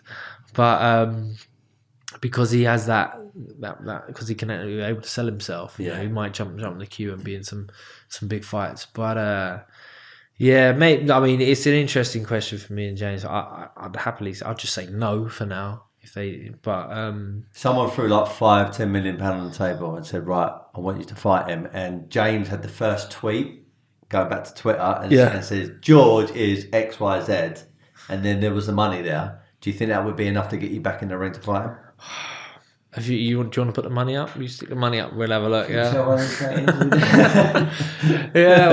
have to. I mean, it got near the end of my career, it was like, how much are you going to pay me to make weight? How much are you going to pay me to make the weight? Would you say that's the hardest thing, making weight? For me, at the end, it was. It was dogged. If it was a big fight and it was meaningful, then sure. Like you got that discipline and you had the time. It can be done, but sometimes you had to. The weight would stick to you. It's a vicious cycle in that, like, when you're stressed, my body type would hang on to fat. Hang on to the fat, and then when the weight's not coming on or coming off, you get more stressed. So you just hang on to the weight even more, and then you always make the weight because you're a professional. You gotta do it. But you look like shit on the scales. Like you wouldn't look great. And then sometimes, when you've rehydrated and you'd be full again, you'd be good to go. But there's like, you're not allowed to. I mean, it's complicated now at the moment. They've brought in lots of the governing bodies have brought in this like. You can't be too dehydrated. Yeah, well, no, you can be as dehydrated as you like, but you've got to adhere to these particular weights. And you've got to make as a weight limit after. I don't agree with that, because fighters are going to do it because they have to, because they don't get paid or they're going to get fined or they're going to lose opportunities, they're going to lose their belts. But essentially, you're telling fighters to be dehydrated, which is severely increases their risk of brain injury. So if you're telling a fighter, right, you can weigh in Friday at 12 stone, but you can't be no more than 12:10 Saturday lunchtime, and that's your fight day, when really they need to be 13 stone, and then they're fighting with 4 pound dehydrated. I mean, they're sure they got time, but you want the body to be as optimal as possible. The technology's getting better, the gloves are getting better, and there's so many more varieties of gloves that fighters can have, so they can literally select the perfect gloves for them. And that just means they're going to land bigger, better, harder shots, cause more damage. So I feel like the hydration stuff needs tweaking. You can't make fighters weigh in 30 days out at a particular weight, 2 weeks out, a week out, 5 days out, 3 days out, because all they're doing is doing this, juggling with their hydration to make these check weights. And then they might be sparring later on that afternoon, and they might get an injury. I think a lot of these brain injuries we get during fights, probably some damage was done in training. When you're really pushing yourself to the max, you might be in the gym with 3-4 fresh sparring partners. Tris Dixon talks about in his book, Damaged. Forgot the second part of it. It's Damaged. Can't remember the name of the book now. But yeah, he talks about it's not actually in the fights. It's actually in the sparring. That's where most of the damage is done. Mm. You don't know. Do you know what I mean? You're not, and it's not healthy to keep having brain scans anyway. So, you're not going to have a brain scan every time you have a fight, a spar. So, but yeah, you just don't know. So it's a risky sport, of course. Is what it is. Yeah. A little bit more education, I think, for some of the coaches, definitely for some of the fighters. Because ask a fighter to run through a brick wall, he's going to do it. If that's the sort of fighter he is. So it's a difficult one. It's one that sort of people don't want to talk about. Yeah, I want to be mindful of the time because I know you've got to leave at some point to pick up your kids. 11:30. You say you got to leave. Yeah. What's the time? We'll be right. Yeah. What is the time? Is that? It's 10:15. 10. 11. 11, yeah. I thought my watch was... Anyway, I wanted to ask this, and excuse me if you've covered this before with people, but I've not seen it, and it was always in the back of my mind, so I wanted to ask you directly. What happened with you and Adam Booth? Because when I look at Adam Booth, I don't know him. I've obviously met him a couple of times, but from an outsider and knowing Mick Conlon, knowing sort of Josh Kelly, Harlem, looking at his style, looking at how successful they've become, and they're all kind of got their own style, but you can see they're in that camp of the Booth, at the Booth kind of strategy and style, and obviously I could see it in yourself when you used to fight. And he just seemed like he got the best out of the fighters. He was like very calm in the corner. So he's not one of these trainers like was screaming, shout at you. I mean, excuse me if I've got that wrong, but I used to look at him and think, wow, he's very calm and cool and methodical, and you know, I don't know. He just seemed like to know how to talk to the fighters and train the fighters and get into their head to make them winners. And it almost seemed like at the wrong time for you to come away. This is my opinion. From him when you was about to fight Froch. So yeah, like if you don't mind sharing, what kind of happened there? Yeah, it's never ideal to change trainer just before a big world title fight, especially your first. But I mean, mine and Adam's relationship, you know, it'd run its course. Really, it'd run its course, and we'd had, you know, a few fallings out over the years. And then there was a falling out before the first press conference to announce the fight, and then he said he didn't want to work with me anymore. He said he didn't want to be my coach. I said, all right, cool. And at that stage, it's like, well, I've got two options. I can either say, oh, well, I don't know, say sorry for something I'm not sorry for, and ask for him to be my trainer, or say, all right, well, cool, I'll move on. Let's go. I ain't got no time to waste here. This is my time. You know, I have 7 traits of how to be a champion. 7 traits, and these are what will build unwavering self-confidence, self-belief, and resilience. You know, and one of them is don't waste time. So don't waste time. Live with clear intentions. Don't waste time. And I can't waste time here. No, I don't. If you're not going to share my ambition to be a world champion, and you're going to be a detrimental effect to this, then I'll roll the dice and try something else, then fail under your watch, you know. And I think I don't know. We never really spoke about it. He might have been a bit shocked, you know, that I'd called his bluff. But that was my mindset there and then. And you know, when I met Adam, I was very impressed with him. I thought he was a great guy, a knowledgeable guy. I liked his calm manner in the corner. You know, I liked the way he spoke clearly. He was a bit of a maverick in the way that, you know, he portrayed himself. It was very difficult for people outside of the inner circle to understand, to work out. That had a value. He was training, when I met him, the unified cruiserweight world champion, which was David Haye, someone who I looked up to. Someone, I remember saying to Adam, you know, proof in the pudding, like because he wanted me to sign a promotion, a management deal. You know, that Haymaker Boxing was starting. I was like, well, you're brand new. What have you done before? And he's just like, this guy. I took this guy on, you know. We did it the hard way, but we got there in the end, and now, you know, it's all on our terms. And then within a year working with them, their deal with Satanta fell through, but they moved to Sky Box Office, and Hay became the heavyweight champion of the world. And every door opened for them. And I was fortunate enough to be in that slipstream, to train alongside someone who I admired, who had huge attention on Hay, and you know, I managed to fight on his undercards, chief support for pay-per-view fights. You know, I managed to get out and box in the States on Golden Boy shows because of Hay's affiliation with Golden Boy, and they were all benefits. I mean, they helped the Haymaker cause as well, because I'm chief support to their fights. Who else was it going to be? They'd have to pay someone else more money to do that job.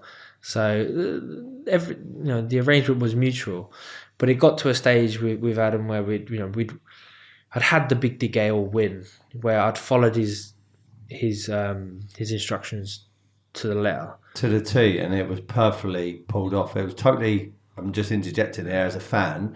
It was totally different to your style. Like, you normally come forward, get right in there, and he told you to do the opposite, pick him apart and move away, get away from the blender. I remember him saying that when you were in the middle. And I remember watching that fight so many times over. My missus used to come into to my, like, I've got like a little cinema set up at home, and she'd be like, "You're watching this fight again?" I was like, "I just think it's a masterclass." Like, I just used to sit there and watch it all the time. Just a little interjection there. Yeah, I don't watch it that often. But yeah, our time had run its course. A few things had gone wrong, and as I say, it was a falling out just before the first press conference. I decided in my head that if he doesn't come to the press conference, if he lets me go up there on my own, then it's over. And I did. I got up there. Eddie Hearn leant in and said, "Okay, right.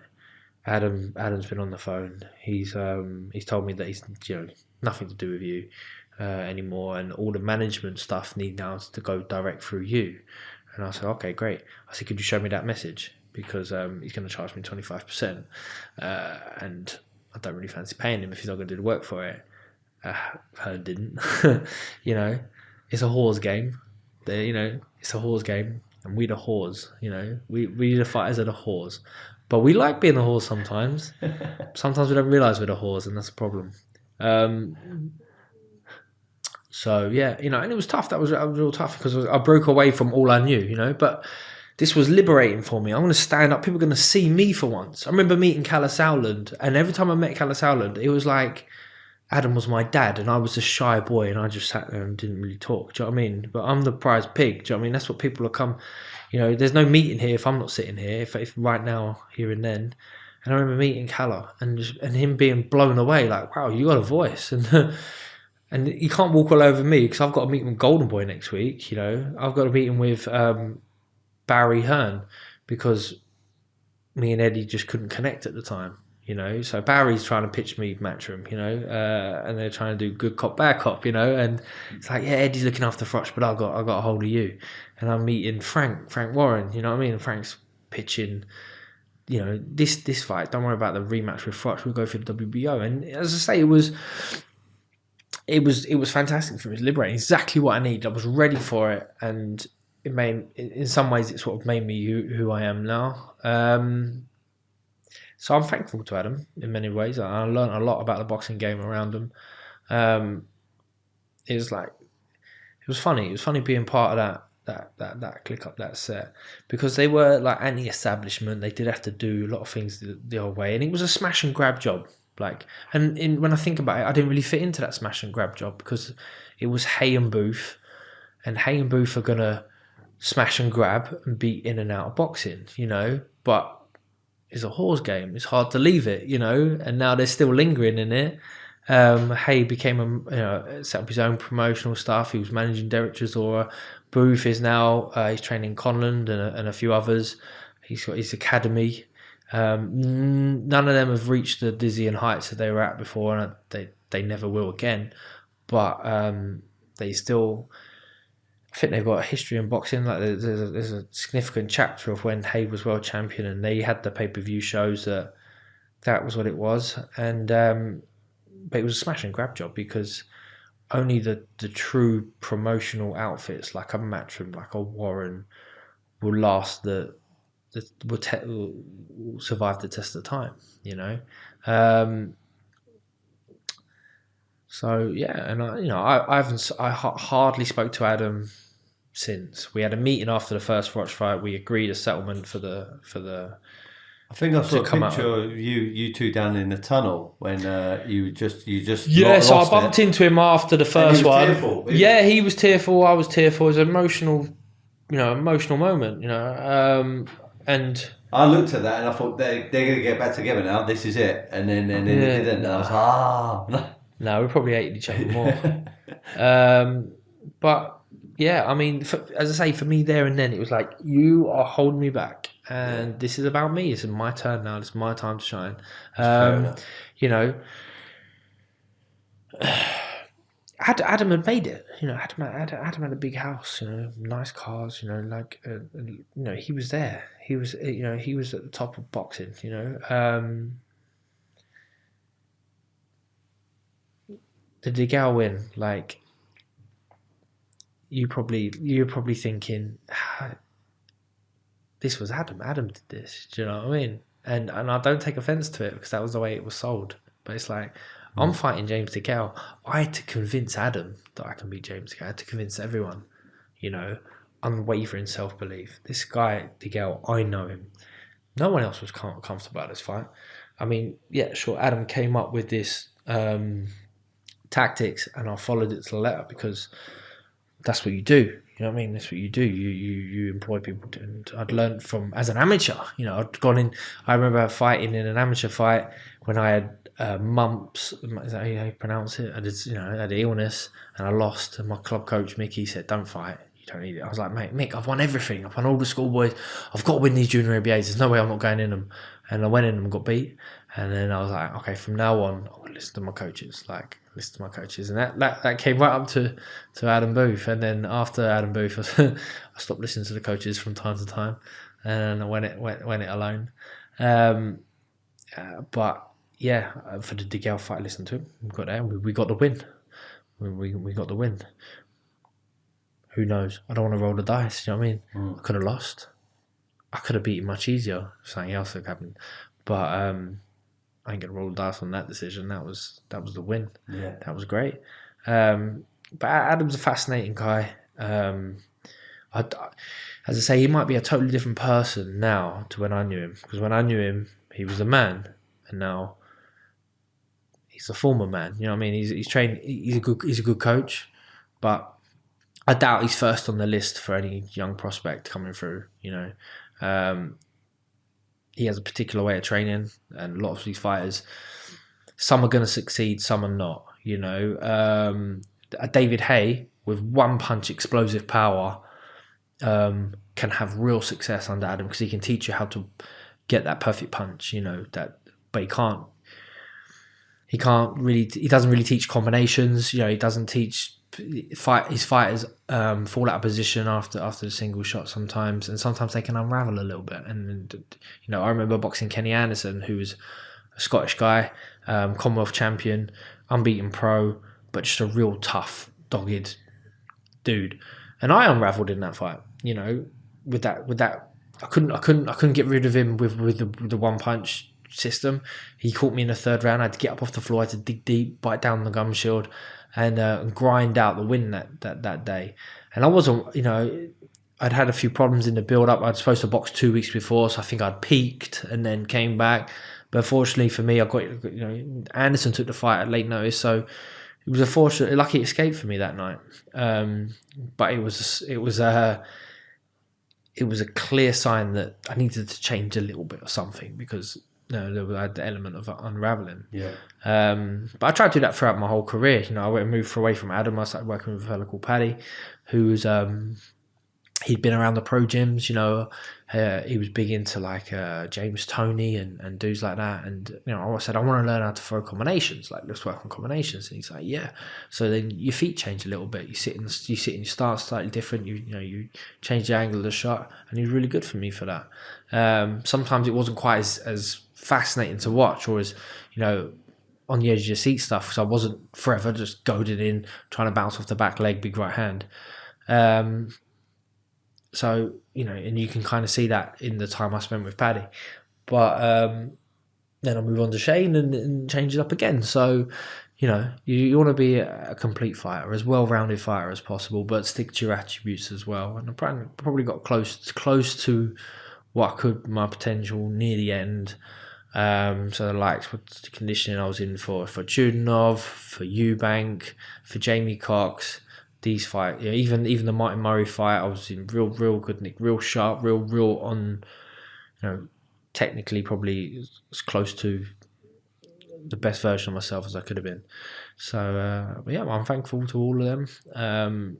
They all played significant parts in shaping my boxing philosophy now. So when I meet kids and young guys in the gym at the Dale, and I'm teaching them on a Sunday, I'm like, right, and you refer it back to fighters who they're probably watching and admiring now. It's like, right, let's have that Canelo balance. You know what I mean? Sitting their hips like this, proud chest like this guy or that guy. Throw the right hand like David Hay. I watched it firsthand. I've seen him buzz Takam in the gym. I've seen him buzz Deontay Wilder in the gym. I've seen him buzz. I can't even think now. Time and time again, loads of fights. I watched it. I was listening to your pod with Ruben Tabarez and Pete Marcarciano, who was the strength coach of mine. I worked with Pete for the DeGale fight. Got me in phenomenal shape. A real old school guy.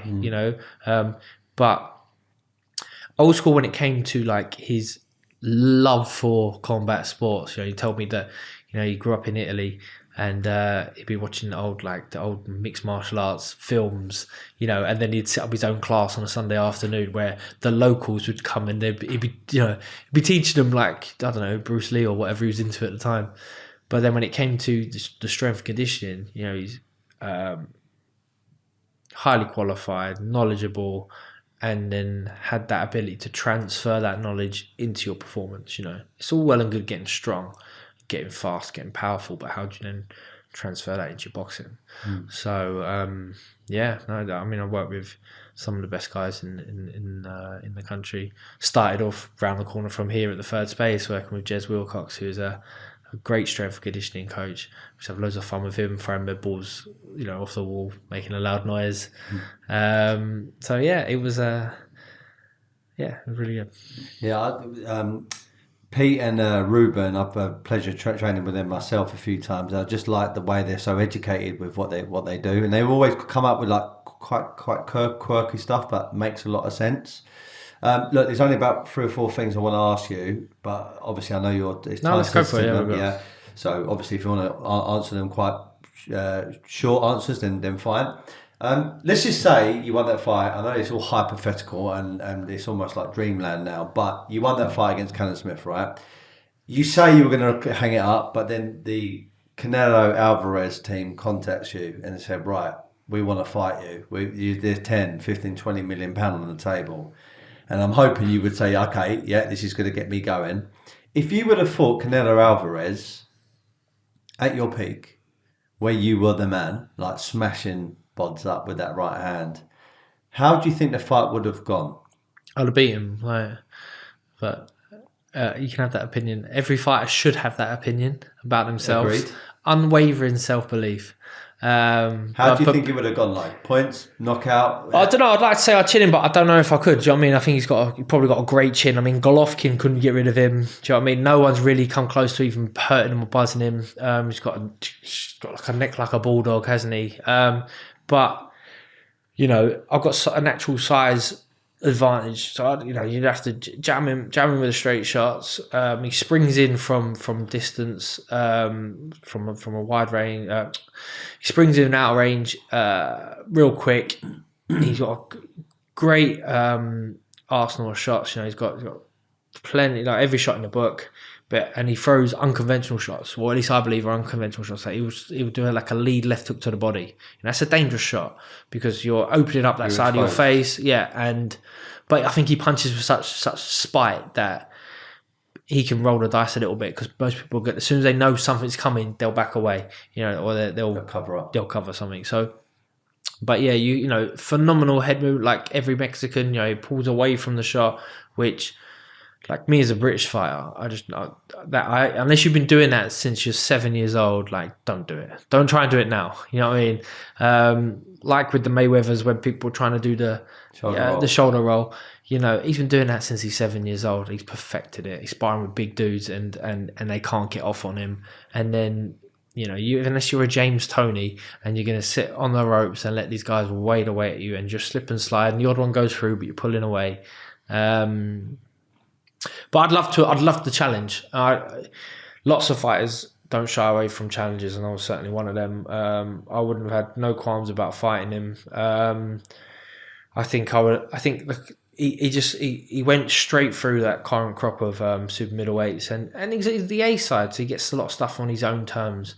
So I feel like the Callum Smith fight was thrown upon him. Smith probably didn't have an awful long time to prep for it. He sort of like he was going to be signing for it, then he wasn't, and then all of a sudden it's on him during lockdown. It might have been Mexico or Dallas or somewhere, and he looked a bit weight drained, looked a bit fried. Nothing really came out, nothing clever, and he got soundly beat.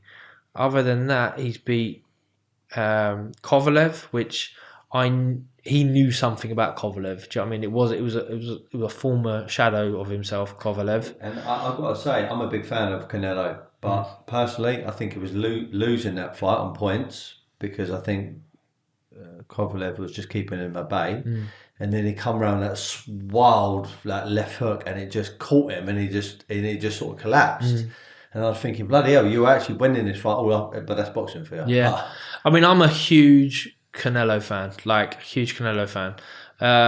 So if I go on a little tangent about his performance, I'll end up sounding like I'm ranting about him, but I'm not. I appreciate him,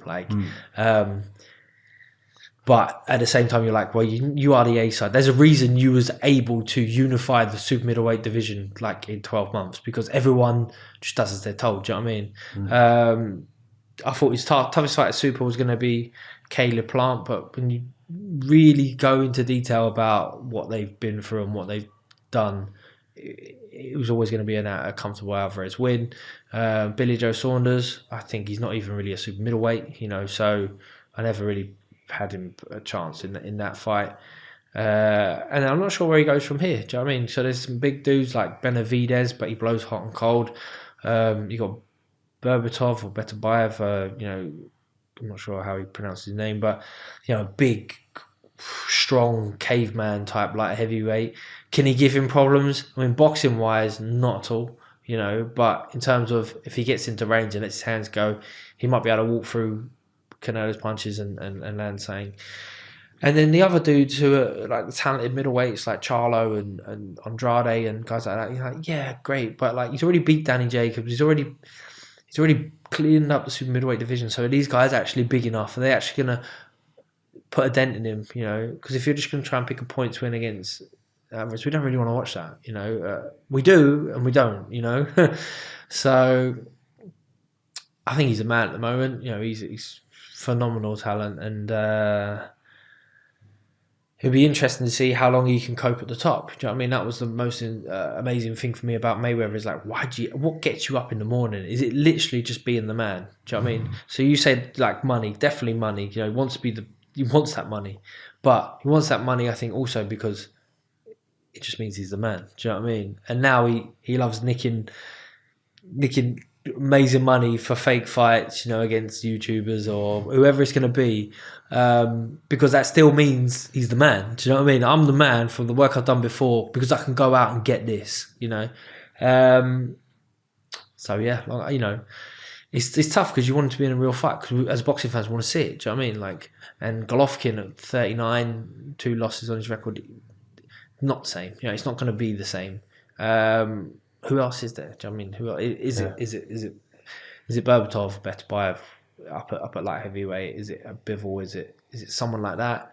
I don't know. Do you know what I mean? Because I'd say Callum Smith or Callum Johnson and Joshua Buatsi, and these are great British fighters that we've got who would probably give these guys a run for their money. But would you pick them to beat Alvarez? No. He's already comfortably beat Smith. That's in the bank now. Yeah, it's a tough one. Was there ever talk of you fighting Froch for a third time? No. So Froch obviously retired straight after our fight, and what a way to go, What a way to shut me up after I've absolutely tortured you mentally for 7 months, and to go out on the biggest stage. I think he's done that perfectly, and he's hinted at coming back now, but it's only really been lately that he's kind of hinting at, and it's just because that's what's in at the moment. There's the Legends League or something. I'm pretty sure he's still a handful. He's probably still got a granite chin. He probably still can whack a bit. He's probably not far off the super middleweight limit. Yeah. But I did a tour with him last year. We're going to do another one at the end of the year. So I got to know him a little bit and listen to his side of the story, and appreciate his side of the story. And one thing that he always says is like, he quotes marvelous Marvin Hagler that it's tough to get up and do their morning runs when you're in your silk pajamas, And I think there's that pulse that goes through him that wants to be the man, but there's also them silk pajamas. Do you know what I mean? Yeah. And he must have trained dogged hard, each and every time. Always physically in check, even though occasionally he probably mentally wasn't. But that'll take its toll now for him in his 40s. I doubt he wants to do that. If you were to describe in 1, 2, 3 words, maybe, when you walked out, and you must have been asked this so many times, George, and I hate actually asking the same questions that but I want to know firsthand me on this podcast. Walking out for Froch Groves 2 at Wembley with all those people there, thousands, 80,000 people there, yeah? People screaming your name, all buzzing to see the second fight. How was that feeling as you walked out through the tunnel? Well, you're trying to, you want to put on a show. That's why I've got a bus. We've got open top bus. We've got fire breathers. We've got performers. We've got pyrotechnics. We've got everything. So I come out to Underdog by Kasabian. I wanted Underdog on the stage. The guys, Tommy and that up there playing the music. But that was obviously never going to happen. That wasn't in the budget. And then it breaks into Prodigy Spitfire. So, and then it's business as usual. I'm trying not to absorb the atmosphere, to be honest, because I don't want to get nervous. I don't want to get excited. I don't want to drain my resources by investing emotionally, and back to emotion, in what's going on right here. I'd sat in the hotel across the road from Wembley, watching people go into the stadium, earlier on in the evening, and just being a bit blown away by how many people there was. So you want to have a quick look, quick feel of it, so that it doesn't catch you by surprise, but then focusing on the guy in front of you. So I have no real recollection properly of that ring walk. It was like a bit of a blur. Just blocked it out. Yeah. And a connecting question, bit like the money side of things, but fame and obviously having a profile and pretty big following on Instagram, etc. What's it feel like to be famous even still now that you're retired? So it's not. It goes through. Depends on your level of fame. So when I beat Dig Ale, people would go, "Oh, it's George," and they come over and they'd ask for a photo. When I lost to Froch the second time, people would recognise me, but they never wanted to approach me. So a lot of people would take photos of you, on randomly. the side, and that gives you the because you're like, come and say hello. You're making me paranoid. Do you know what I mean? I'm out in Vegas with my wife. I'm sitting by the pool. I'm drinking a beer. And my belly's hanging over my shorts. And you're taking pictures of me. I can see you're taking pictures of me. That would make me feel so uncomfortable. So that stuff's uncomfortable for a while. But now, now it's all just mellow. I get recognised a bit. And if I go to a boxing related function, then I get recognised a lot, which is nice, But I like individuals and I don't like people, so that serves me well. That means I don't crave the fame, I don't need that affirmation from people. I don't need them to be on my side or to like me, Yeah. So, I don't measure my Instagram followers as success, because there's real world and there's that reality world, and I'm not good at it, so I'm not going to compete with it. And at times in the past when I was fighting, I was trying to build my profile, and I thought this is how you do it online, and put a little bit more energy into it, put a little bit more posts up, give a little bit more away. But when I realized actually I'm the opposite of that, I pride privacy. Do you know what I mean?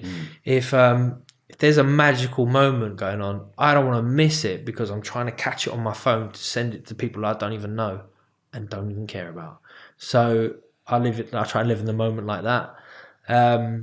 This is what I think social media is for. Do you know what I mean? If you've got a podcast or something. If someone's trying to sell me something, great. If someone's got something interesting to say, great, I'll listen to it. But I'm not putting up pictures of my breakfast. I'm not going to pull my knickers up my arse and take a picture and set it on the gram. There's a place called OnlyFans now. You probably make a killing. OnlyFans, yeah. So once they branch OnlyFans out, but it's tough to keep on top of the content. Like if you want something, I'm more of a quality over quantity type of guy, Plus I'm a private guy. If I'm in the gym doing something spectacular, you can come and see, but I'm going to charge you for it. Yeah. Or if I've got a trainer and we're winning, when all the guys I work with never put my stuff up online because I'm like, well, they're only going to see it and copy it and be aware. And I've lost my edge. I've lost my advantage. What am I paying you for? Do you know what I mean? Or I can watch what you're doing online. I know it's not nowhere near as easy and clear as that, but that's essentially what it is. Do you know what I mean? I like the mystique of it. I like the mystique of life, But it has its purposes. George, I want to say thank you very much for giving up your time. You're a great guy. I've been really inspired by your story. Been watching you, like I said, as a fan, and you was always someone that was on my hit list to get up on there. I'm going to ask you just one more question, okay? So when I first started my own business, around about 24 years of age, it was predominantly a sales business. Most of the people there were fellas, alpha male type environment. And it was all about mindset. It was all about energy, excitement, enthusiasm, because that's how you make a sale. So I come up with a bit of a mantra and a kind of an affirmation that I live by, try and live by day to day. I've got my own gym in my house and I've got it up there as a hashtag. And it goes like this: be happy, never content, which is actually slightly polar opposite to what you've been saying throughout this whole conversation. But I'm going to ask you, George Groves, what does be happy, never content mean to you? My dad used to say to me, be happy. Just that. Be happy. I just think, Dad, I need a bit more explanation. And then as I got older, I was like, nah, I get it now. I get it. You had the wisdom, you get a bit more wisdom. And it's just tell yourself to be happy, right? And happiness and content sometimes can be the same thing. But it depends on, not to be content means that you're going to push on for something, something more. And sometimes in this world, that's what you need. In certain aspects of your life, some aspects of your life, actually just be content. Do you know what I mean? Don't push. Your wife is lovely. She's perfect. You're punching above your weight there. Be content. Don't worry about getting something better than that, But if you're going to work in sales, then you want to be like Floyd Mayweather. You want to be always scratching that itch. Do you know what I mean? You've earned close to $1 billion. You're still calling out. You're still trash talking. You're still looking for that next opportunity to earn a pound note or to get on the cover of something or to, whatever that may be. So I say live outside your comfort zone. As a fighter, I want you to live outside your comfort zone. That means your training should be uncomfortable. And then if you do that long enough, that becomes your comfort zone. So live outside your comfort zone until it is your comfort zone. Comfort is the enemy of progress. That's what he says. That's what Hugh Jackman says in The Greatest Showman. Love that. I think, if you can, I used to, Pete Marcassiano's, we used to go to the track. We used to do 100 hundreds, right? So it's 10K on the track. I had to run the first 100 meters in under 16 seconds, which is for me, it was about 85%, And then I'd get 30 seconds rest and go again. We got that up to about 130. So nearly 13K. Used to take an hour and 45 minutes of sprints. That was brutal. That was the foundations then, for so much of the rest of my career. I remember getting to Shane McGuigan's gym with loads of talented fighters, and near the end, I wasn't always at the front. But when you talk about the grittiness, the able to just dig deep, just to sustain, and it always looked like he was in well within your comfort zone. That's what your comfort should be. So happiness and content, be happy, and don't be content. If there's something you need to progress in, then certainly don't be content with it. Yeah, nice one, George. Nice one, brother. Lovely, man. Thank you very much. If you enjoyed this episode, please subscribe. Obviously, follow George. You know who he is, and really, really appreciate everyone listening. Be happy, never content, and thank you for your time. Lovely. Cheers.